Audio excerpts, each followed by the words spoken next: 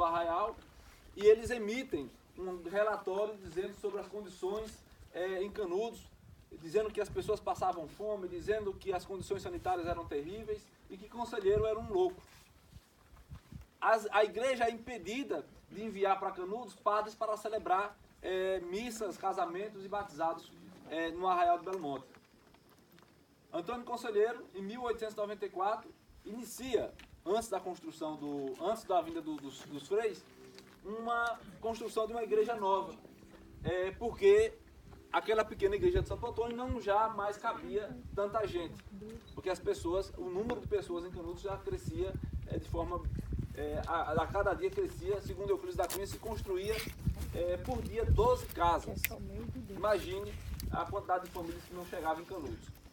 Em 1896, Antônio Conselheiro começa o processo de cobertura dessa igreja, a Igreja Nova do Bom Jesus. E ele compra essa madeira em Juazeiro, só que o dono da madeireira disse que não tinha transporte para mandar essa madeira e não tinha como enviar pelo rio, porque o rio estava seco. Essa notícia chega aos ouvidos do Arlindo Batista Leone, que era o quê? Delegado lá em Bom Conselho, e em 1896 já era juiz da comarca de Juazeiro. Ele telegrafa para o governador da Bahia, Luiz Viana, dizendo que Conselheiro iria invadir e saquear Juazeiro. Não satisfeito, ele resolve ainda espalhar o boato, a mentira, que Conselheiro iria invadir Juazeiro, e as pessoas assustadas com a possível invasão atravessam o Rio São Francisco para Petrolina. Ele resolve telegrafar por 2 vezes ao Luiz Viana, e Luiz Viana resolve ceder e mandar então uma tropa com cerca de 110, 117 soldados, a comando do tenente Pires Ferreira. Essa tropa vem em novembro, acampa em Uauá no dia 20, e no dia 21 de novembro de 1896, Antônio Conselheiro vai buscar essa madeira, como haveria dito, já tinha sido paga, e encontra com essa expedição acampada em Uauá. Há o primeiro confronto entre Belo Monte, entre Canudos e soldados. No dia 21 de novembro inicia-se a Guerra de Canudos. Daí nós temos a Chapada dos Equívocos. O que é o equívoco? O erro, mentira, né? Como está aí famoso nos dias atuais, né? A tal fake news, né? Então, se criou-se esse boato, essa mentira, dizendo que Conselheiro iria invadir Juazeiro, uma mentira absurda, e por isso foi enviada uma tropa para impedir que ele chegasse até lá. A Chapada dos Equívocos traz imagens de Trípoli Galdense, são cópias de pinturas de Trípoli Galdense, que é um leitor voraz de Os Sertões, em que ele desenha em suas telas aquilo que ele leu nos sertões, tentando ilustrar o que ele leu. E aí você tem ali um soldado apontando arma para o povo de Canudos, Antônio Conselheiro em procissão, Antônio Conselheiro pregando para o povo, e lá você tem João Abade montado num cavalo, carregando a bandeira do Divino. Ao fundo, você tem a Serra do Angico, e à direita de vocês, aquela pequena serra chamada Serra do Cambaio. A segunda expedição contra Canudos, comandada pelo Major Febrônio de Brito, vem para o Monte Santo e passa por aquela serra.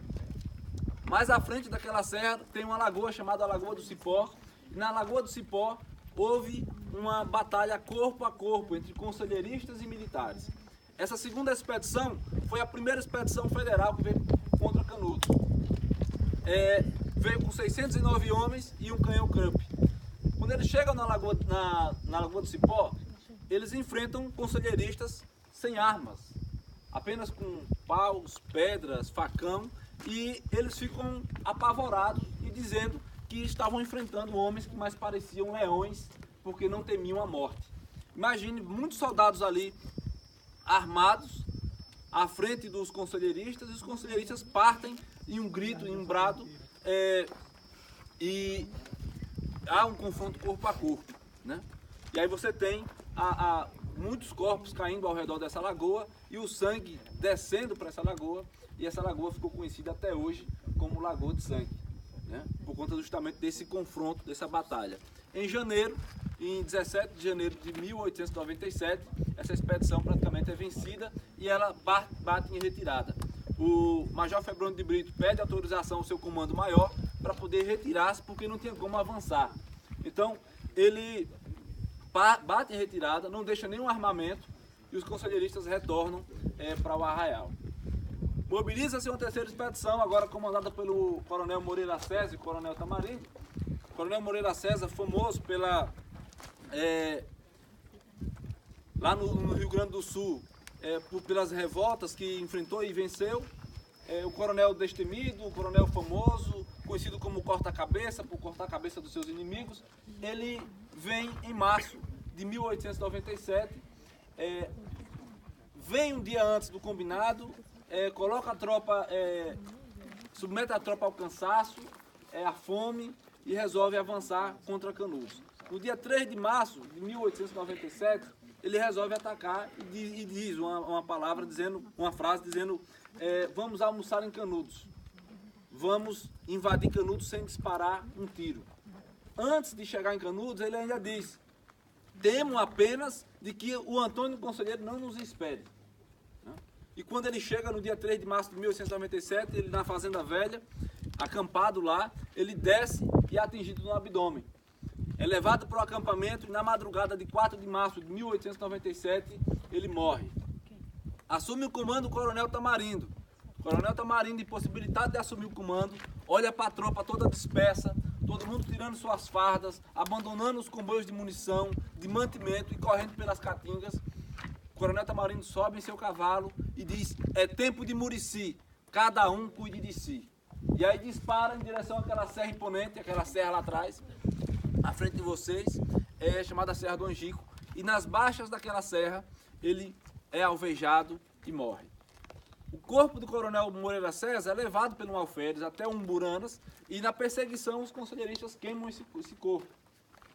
Tanto o coronel Tamarindo como o coronel Moreira César está lá uma cruz simbólica que narra, né, o contexto desses dois momentos da história. A terceira expedição foi o maior fracasso do exército. Por quê? Porque foi quem armou os conselheiristas. Foi quem deixou para trás milhares de cartuchos, que deixou para trás um comboio de munição e mantimento e ainda armamento pesado, fuzis, a qual os conselheiristas não tinham conhecimento ainda. Então você tem Pajeú, João Abade, Joaquim Mancambira e tantos outros envolvidos no processo de estratégia de guerra e começam a utilizar esses fuzis, essas armas contra a quarta expedição. E aí a quarta expedição nós vamos entender um pouco melhor a partir dos acampamentos que foram montados, que estão mais à frente. Então, quem tiver alguma pergunta, podem fazer sem medo e estou aqui para responder qualquer questionamento que vocês façam, tá certo? Beleza? Vou dar um minutinho para vocês fotografarem e depois entramos no ônibus. Alguém tem uma pergunta? Não? Pronto. Então, ó, podem